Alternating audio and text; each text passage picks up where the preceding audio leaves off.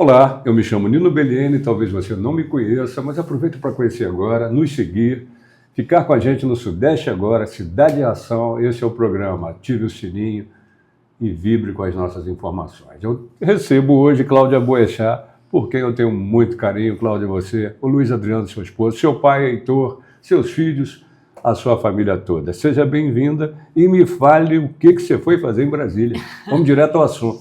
Direto ao ponto. Você tem ido muito a Brasília. Até que tem, assim. Bem, primeiro, agradecer o convite. Você sabe que a gente tem um carinho enorme por você também.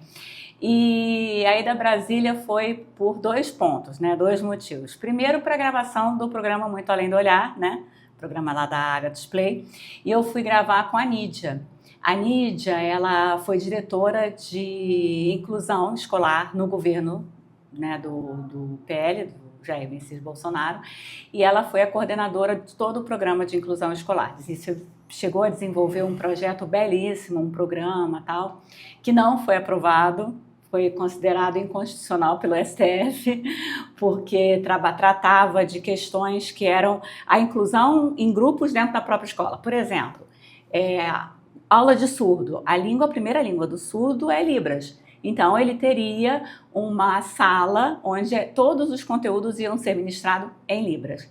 E aí, por conta disso, de ser em um outro ambiente, não junto com os outros, ele não foi considerado inconstitucional. E agora ela trabalha diretamente lá no PL Mulher com a Michelle Bolsonaro.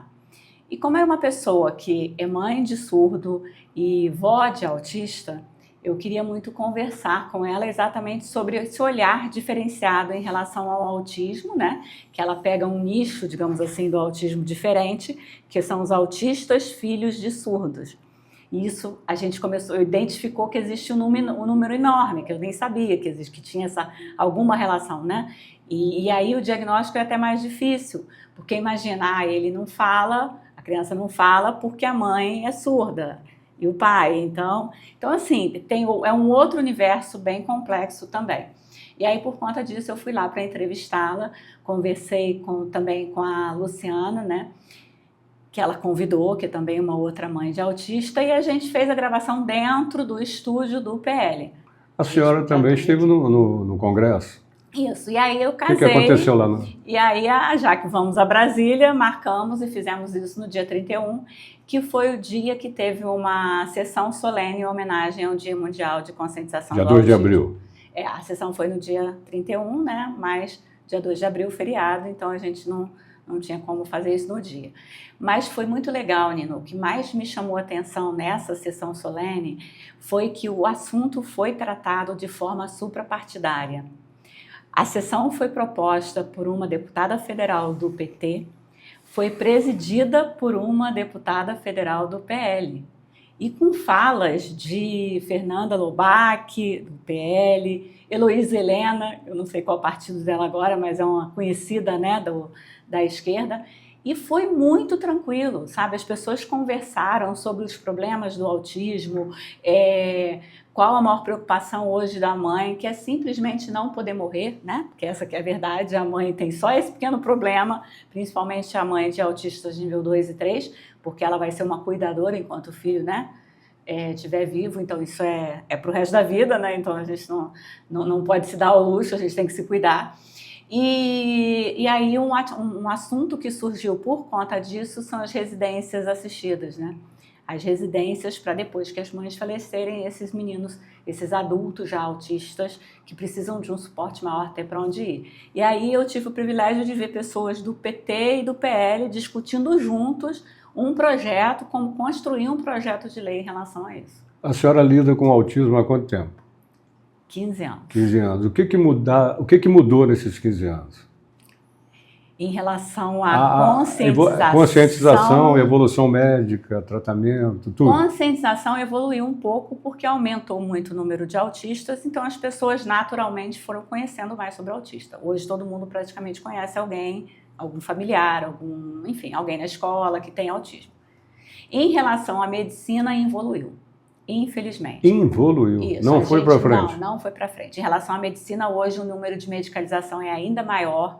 Médicos sem se aprofundar, porque antigamente era assim, quando a doutora Simone Pires, Rogério Rita e a Georgia Fonseca trouxeram a medicina integrativa para o Brasil, uma abordagem, né, biomédica, eles pesquisavam, estudavam muito, muito, muito. Então já se sabia assim, quer trabalhar com autista, vai nessa não, tem que estudar muito. É muita coisa nova, muito artigo, muita coisa que você tem que estudar, é um campo novo. Então, os médicos se dedicavam muito. E a partir desses 3, surgiram outras, né? A Jéssica Murique da Esperuna, Camila Milagres, a Tchely Machado, assim, vários médicos nessa linha de estudo e dedicação. Só que começou um número tão grande de autistas e uma necessidade do diagnóstico ser dada por neuropediatra e psiquiatra infantil, que todo mundo começou a atender autismo. E aí o tratamento ficou raso. A gente tem 2 medicações que são indicadas para irritabilidade no autismo, e essa medicação é prescrita para qualquer coisa, que é a risperidona e o aripiprazol. Não consegue dormir, risperidona, entendeu? E dá sono? Dá, mas dopa, né? E não trata o que está causando esse problema de dormir. Então, quem não tem autismo também está usando, se aproveita do efeito. Não. Assim, os TDAHs, os autistas, assim, tá uma loucura, assim. A medicalização, a falta de pedir um exame de sangue. Às vezes a família vai num médico e aí ele pede exames para diagnóstico diferencial, mas não pede exame de sangue para ver o que está errado com aquela criança. E você conheceu, né, um pouco o trabalho do autismo de perto, viu como que ele é complexo, como que ele tem muitas camadas, muitas comorbidades diferentes. Então, assim, eu acho que na parte médica ele não evoluiu. E, particularmente, em Itaperuna, o trabalho que a gente fez do modelo DR Floor Time, hoje a gente está tendo que resgatar. Voltar com esse trabalho, com o trabalho de presunção de competência pelos modelos de soletração, né, que culminou até no modelo que eu e a Simone e a Jeane criamos, que é o Soletra Mais. Então, assim, essas coisas elas foram mudando um pouco, né, a forma de abordagem, até a minha forma em relação ao meu filho, por conta da presunção de competência e inteligência. O Dani. O Dani, que é um menino fantástico. Conheço os seus 2 filhos. Ô Cláudia, me fale mais sobre a percepção do autista, que muita gente acha que ele não tem nenhuma, tem mais do que eu, tem mais do que você. Me fale mais sobre isso, porque os sintomas mascaram essa inteligência deles, alguns sintomas. Uhum. Por favor, fale sobre isso. Quem é o autista? Como é um autista? Então, você tem autoridade por isso, por ser mãe e porque você estuda muito. Eu estou misturando você com senhora, me perdoe. Não, pode ficar à vontade, meu filho. Se tiver que se tirar o senhora, eu prefiro. Tá bom, fica assim então. Mas assim, o autista, o problema é que a gente não consegue falar sobre um autista. A gente tem que falar sobre os autismos, né? Porque cada autista é diferente do outro. Eu vou descrever o meu filho e aí daqui a pouco eu vou descrever um outro, é completamente diferente. E aí eles classificaram como nível 1, 2, 3 de suporte, que só significa isso, precisa de suporte ou não para as atividades diárias. Se não tem fala funcional, nível 3, e a partir daí, né, você tem o nível 2, 1.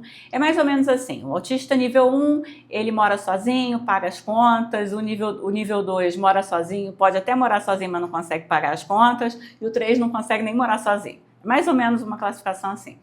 Mas, além disso, tem várias comorbidades. Tem autista que tem convulsão, que tem transtorno de processamento sensorial, que tem dificuldades de relacionamento, tem autista que é mais literal, que é mais pensador, visual. Então, assim, um é muito diferente do outro. Mas uma coisa é fato, nenhum deles tem, a princípio, nenhum comprometimento cognitivo. E as pessoas, por não falar, ou por ter, às vezes, uma fala diferente, né, ou por ter estereotipia, acham que tem comprometimento cognitivo.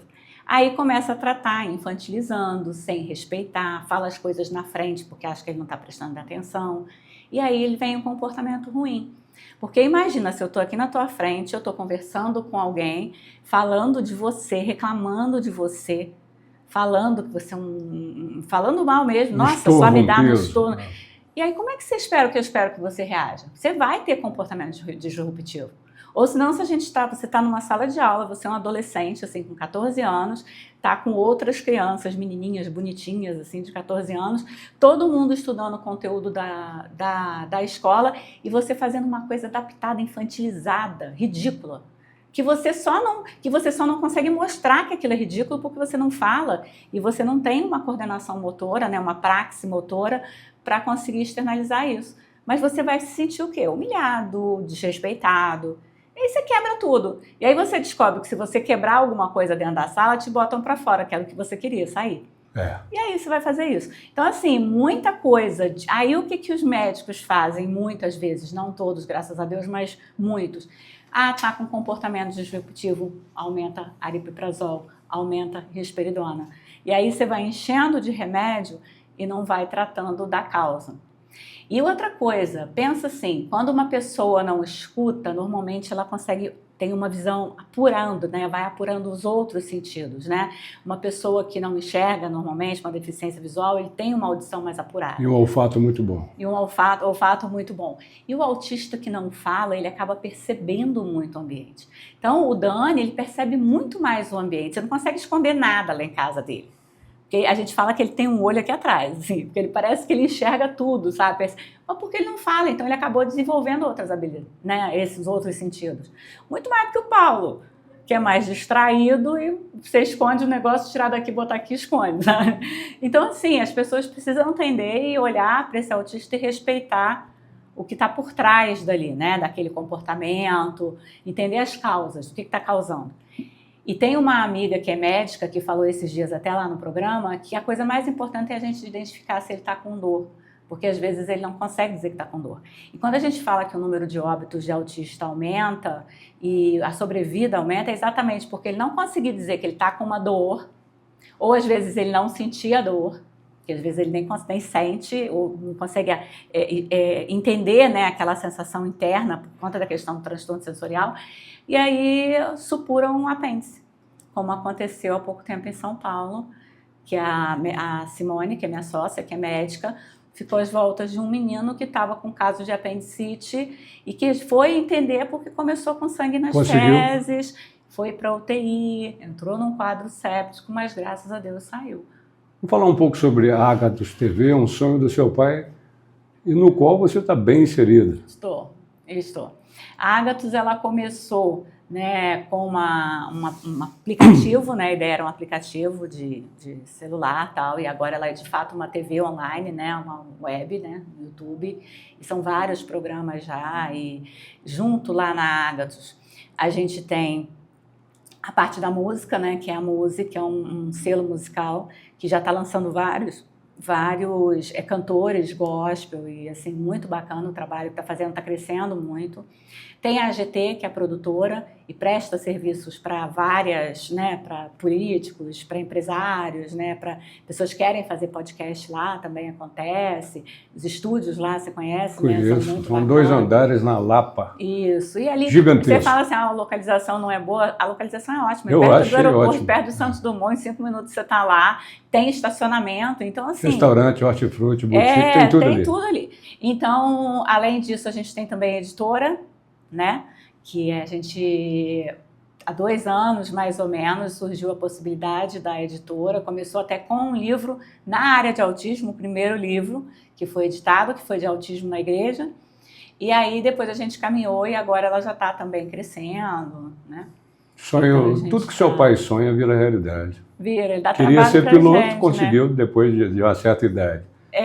Vocês fizeram a Uniredentor, que foi uma potência enorme, passaram à frente. Ele sonhou com a TV, está com a TV. E esse livro aí foi feito por vocês também? Esse aqui é um presente para você, porque você faz parte da história. Muito obrigado. Mediação escolar. Adaptação de materiais. A inclusão escolar exige preparo, sensibilidade e estratégias adequadas para que todos os alunos participem plenamente do aprendizado. Adaptação de materiais. De Editora Ágatos. Da nossa é editora, coisa nossa. Um guia para mediadores de autistas. Cláudia Boechat. É o primeiro livro seu, Cláudia? Escrito por você? Esse livro, porque assim, eu trabalho com mediação. Você autografou? Né? Ainda não. Claro. Está aqui. Claro. Ao meu amigo Nino Belliene, por fazer parte história que tornou esse livro possível. Muito obrigado. Ontem eu ganhei um livro do Anderson Souza e hoje um livro seu. Que honra. Vai para a estante. Vai. Num instante vai para a estante.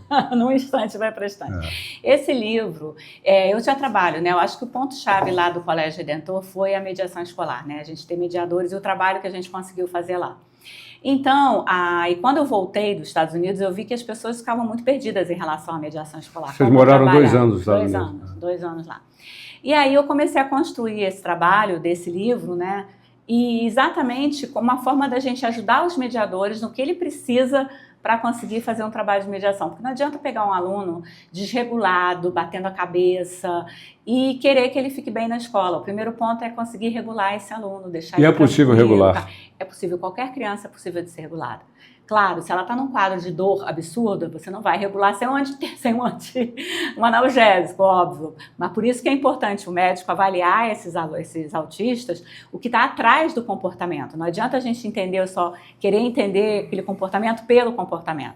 Aquela coisa do iceberg, né? O que está aparecendo ali, tem muita coisa por trás que está submersa. E aí, a gente trazer essas estratégias de regulação, de engajamento. Todo mundo aprende mais quando gosta do professor, quando tem uma relação boa com o professor. Então, o mediador tem que construir essa relação. E aí, a partir daí, e do que a gente vem feito com o meu filho, né, e o trabalho de presunção de competência, a gente começar a adaptar o material a partir do conteúdo da turma, respeitando aquele aluno sem infantilizar e como fazer essas adaptações lado a lado com o aluno. E é isso que... Existe uma estatística de quantos autistas tem no Brasil? Olha, eu escuto 2 milhões desde que o Dani teve diagnóstico. Então, como isso a gente vai muito em função do que acontece nos Estados Unidos, que eles têm, né? Anualmente eles fazem, né? Crianças até 8 anos, né? E a gente fica mais ou menos naquele delayzinho que a gente tem, mas... E as possíveis causas? Então, tem um componente genético importante e existem gatilhos ambientais. Aí a gente entra numa briga, né? Porque algumas pessoas não consideram esses gatilhos ambientais, mas a gente, na prática, observa. Então, coisas do tipo, a vacina pode causar ou não? Aí existe uma série de brigas em relação a isso. Até porque, se você fala que alguma vacina pode causar ou pode desencadear uma criança que já tem a predisposição genética, os pais se apavoram e param de vacinar. E a ideia não é essa. Aí perde o filho porque não vacinou. Aí então assim, a gente tem que ter, né, tem o bom senso, entender até usar essas informações da forma correta. Mas existem várias coisas. A gente pega, por exemplo, defensivo agrícola e a gente vê, por exemplo, porciúncula, que é aqui perto da, né, plantação de café, né, e a gente tem um número muito grande de autistas. Então vai associando. E aí você vai observando que isso realmente vai acontecendo. O glúten. O glúten, ele tem uma questão, é como se fosse uma morfina, sabe? Existe uma relação de... Primeiro que ele é neurotóxico, né? Existem vários trabalhos sobre isso. E o que é mais importante quando a gente fala em glúten, caseína, qualquer coisa. Faz um caderninho. Quem tem um filho autista, pega um caderninho, começa a anotar tudo que ele come e o que acontece com o comportamento. Porque tem criança que a rotina para dormir, por exemplo, é tomar um leitinho quentinho à noite, faz parte da rotina, leite dorme. Até que, a partir de uma determinada idade, alguns adolescentes desenvolvem intolerância à lactose. E aí esse leitinho vai causar um desconforto abdominal. E aí ele passa a não dormir mais. E aí as pessoas que não ficam atentos a esse caderninho, por exemplo, que não tem esse costume, não observa isso. Aí começa a dar remédio para dormir. Você está dando o leite que desengadeia esse mal-estar junto com o remédio para dormir. E não tira o leite. Então, assim, é muito importante que os pais aprendam a olhar o filho dele, associar o que aconteceu naquele dia, o que ele comeu, e com os comportamentos para a gente identificar o que pode ter causado isso. E aí você vai ver coisas assim, gente, meu filho comeu amêndoa e ficou mais irritado. Ou se não, meu filho teve uma única amêndoa? Não, pode ser. Se for uma intolerância, sim. Uma única contém selênio. 3 já é selênio demais. Então, mas acaba fazendo mal. Então, mas para você ver, se ele tem uma sensibilidade, ele vai comer, vai ficar agitado. Quando que você vai fazer essa ligação? Se você tiver isso anotado. Café. Então. Cafeína. Assim, com o meu filho, eu nunca vi muito estudo sobre o café. A gente sabe que ele agita, que ele pode deixar agitado e tal. Mas os meus 2 filhos tomam café de manhã. Eu acho que é dos males o menor, né? Entre açúcar. Se o café for sem açúcar e eles tomam puro, melhor do que eu. Sem eu tenho que botar açúcar e sem adoçante. Sem nada, eles tomam puro. Eu estou nesse time também. Eu ainda não cheguei nesse nível, ainda preciso de umas gotinhas. Vai gostar muito. Mas eles não têm nenhum problema. Mas se você observa que que ficou mais agitado, tira. Porque assim, o que é melhor? Você tirar alguma coisa, trazer uma alimentação saudável. O que a gente prega é isso, é uma alimentação que desembale menos, descasque mais, com frutas, sem excesso de açúcar, sem glutamato, sabe? Aqueles tostinhos. Proteína. Algumas crianças são mais sensíveis ao ovo, outras podem comer mais tranquilamente. Então, assim, é observar. Se não tem como fazer todos aqueles testes, é observar. E aí você vê alguns médicos famosos, e aí você vai em congressos, como eu fui agora esses dias, e não se falou em momento algum sobre isso. TDAH, por exemplo, que é uma coisa, que um ponto importantíssimo em relação ao TDAH é a alimentação, a atividade física, tem que fazer muita atividade física de alto impacto e um bom sono. Isso não foi falado em momento nenhum. Aí eu saio revoltada desse jeito. Escreva mais livros. Não, e a gente trabalha com esses médicos para que eles escrevam mais, né? Para esse conhecimento chegar nos pais, que é quem tem que orquestrar todo o trabalho da... Cláudia Boechat, fale-me. Você tem mestrado em fisioterapia? Meu mestrado é em engenharia biomédica. Engenharia biomédica, mas você é fisioterapeuta. Eu fiz o mestrado na COP, que era um lugar assim super disputado lá na UFRJ, que é um grande centro de engenharia, e eu fiz lá em engenharia biomédica. Me conta um caso do Dani que deixou até você e o Luiz surpresos. Deixaram você surpreso alguns casos dele. Assim, assustados, apavorados, vai. Não, no bom sentido. Não, mas aí tem todos os sentidos, né? Tem no sentido de traquinagem mesmo, né? Que o Luiz sempre falou que ele queria ter um filho traquino, bem bagunceiro. Deus caprichou, mandou 2 que só Cristo, né? Poder da mente. Pensou, aconteceu. Aconteceu. Mas uma vez a gente estava viajando num hotel, ele pulou da janela e andou em cima do telhado, né? E que andar que foi isso? Era num 2º andar, mas tinha tipo uma descida, assim, era bem alto. E aí eu, desesperada, porque o maior problema quando uma criança sentiu faz falta uma dele, coisa né? dessa... Ou chegou a ver ele já andando lá? Assim? Não, eu cheguei no quarto, a Marisa estava desfazendo a mala, e eu olhei, cadê o Dani? Paulo sentado, ela em pé, ele deveria estar sentado embaixo, assim, no chão. Cadê o Dani? Ela tá aqui, ela olhou, ele já tinha pulado a janela, a cortina balançando. O comportamento dele tem muito a ver assim, com o felino, com o gato, essa coisa surpreendente que o gato é. Eu conheço muito de gato. Eu criei tenho 14 gatos. Eu tenho gato, é tudo igual lá em casa, todo mundo é meio gato. Tem essa coisa da surpresa, andar no telhado. Mas isso era muito por buscador de sensação, né? Que é uma característica sensorial dele, de perfil sensorial. E eu fiquei tão estressada que eu fui para cima do telhado atrás dele.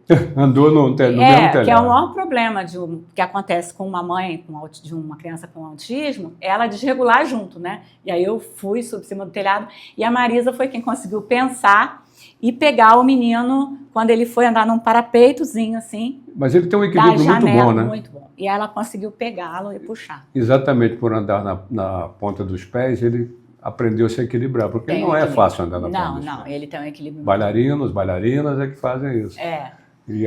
E assim, uma coisa que me surpreendeu muito foi quando nós fomos para São Paulo e a gente teve o primeiro contato com esse modelo de soletração, que é o que a gente tem trabalhado mais hoje, e a moça cortou um papel assim, em formato de triângulo. Até então a gente estava trabalhando de forma errada com ele, ligando o triângulo, pintando, não sabia o potencial intelectual dele, e aí ela pediu se ele sabia que figura geométrica era aquela. Ele falou que sim, né? Respondeu que sim. Ela pediu para ele soletrar que figura era aquela e ele soletrou triângulo. Caramba. E aí foi assim uma... Ele sabe fazer raiz quadrada? Sabe.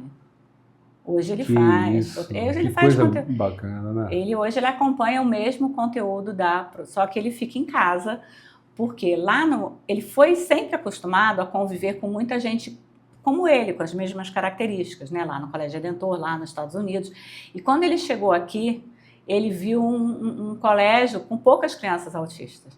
E no colégio para onde ele foi, quando ele saiu do caminhar e foi para o único, não tem nenhuma outra criança como ele na escola. Isso foi bom.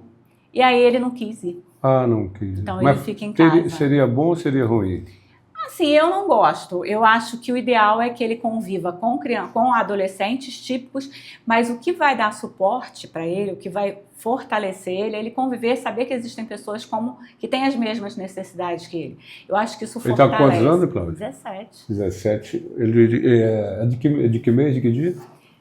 22 de setembro. 22 de setembro. Dani, eles são gêmeos, né? São gêmeos. Isso é comum com gêmeos? Não sei, eu já vi vários gêmeos, mas acho que muito mais ligado à fertilização in vitro do que ao fato de ser gêmeo.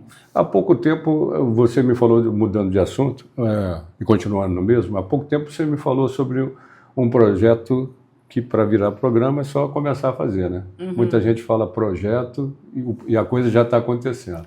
Passou a já acontecer, já é um programa. Que era entrevistar personalidades pelo Brasil inteiro, inclusive a Michelle seria a primeira. Como é que está esse sonho seu? Então, não consegui ainda a entrevista com a Michelle, né? E essa última vez que nós fomos lá, a gente conversou e tal, mas para fazer uma entrevista é muito complicado, nem tanto por ela, mas tem toda a equipe. E agora, assim, as coisas estão muito imprevisíveis, né? Porque agora ela é cuidadora, né? Ela está direto ela não contratou cuidadora, ela que cuida do Bolsonaro, que o horário de remédio, tudo. E aí E ela vai ser candidata? Então, ela não confirmou, que ela vai ser candidata? Mas a princípio o Senado, ao Senado por Brasília. Como é que ela é pessoalmente, Cláudia? Lindíssima, né? Fisicamente, eu acho que não dá para não falar. Sim, ela é uma mulher belíssima. Com todo respeito ao Bolsonaro. Mas aí você já deve estar acostumado, né? E ela é muito agradável. Ela é divertida, ela gosta de rir, ela gosta de brincar, ela provoca, tem uns olhadas assim. Ela é muito... Ela é alta. Uma mulher alta. Eu falei respeito ao Bolsonaro e respeito a ela também, né? Tem que respeitar todo mundo. Mas ela é uma mulher muito agradável. Você conversa com ela, parece que é sua amiga de infância. É muito agradável. E a Nídia, que quem trabalha com ela, que eu tenho muito mais contato, tem uma característica parecida também. Uma pessoa muito agradável, muito leve. Né? E uma coisa que é bacana é que ela é muito, muito firme nas questões religiosas, de princípios, sabe? Então é aquela mulher de oração também, elas fazem parte do mesmo grupo de oração, e o grupo continua lá na casa deles. São mulheres, assim, temente a Deus, mulheres que... E como elas dizem, né, como ela sempre fala, Deus não une pessoas, Deus não une propósitos. E isso que acabou me unindo a Nídia, a Berenice Piana, enfim, a pessoas que estão nessa causa do autismo. E ela é muito sensível a essa causa. Antes de terminarmos, me diga quem é Cláudia Boechat. Jesus! Eu acho que primeiro a filha de Deus, né, serva, e a gente está aqui para fazer tudo para servir. Ontem eu comentei até que a gente não está aqui para ser feliz, a gente está aqui para cumprir os propósitos de Deus, a vontade dele. E a isso, esposa, mãe. Mais importante, eu acho que o meu principal papel é como esposa do Luiz, né, em apoiá-lo e ser apoiado. Um dos caras mais inteligentes que eu conheço. Eu também, com certeza, ou mais. E ser mãe. E assim, tudo que eu faço é a partir disso. Pelo amor que eu sinto pelos meus filhos e a necessidade de, já que não dá para mudar o Dani, a gente vai ter que mudar o mundo, né? Para ele. O último a falar aqui também é o convidado. Eu agradeço a sua audiência, seu carinho. Clique, se inscreva. Cláudia, manda para todo mundo, peça para que se inscrevam e você é a última a falar. E eu vou falar sobre... Pode olhar para aquela câmera. Eu vou falar sobre, não sobre política, mas que a gente consiga separar a política que a gente consiga separar a política do autismo, dessa pauta, né, que é tão importante e que precisa ser suprapartidária. A gente não pode, eu não sigo fulano porque ele é de tal partido, eu não sigo... A gente tem que trabalhar junto, a gente tem que se unir. Eu vi que isso foi possível lá em Brasília, naquela sessão em homenagem ao Dia Mundial de Conscientização do Autismo, e a gente tem que trazer isso para a nossa vida. Olhar para o autismo, independente de questão política, e existem muitas coisas opiniões diferentes em relação a tratamento, enfim, mas o objetivo tem que ser melhorar a qualidade de vida, dar suporte à família, as famílias precisam de rede de apoio, e isso não pode ficar vinculado à questão partidária ou à política. Eu acho que se a gente conseguir isso, apesar de tantas diferenças em relação a formas de terapia, a gente vai avançar muito em relação às pautas do autismo.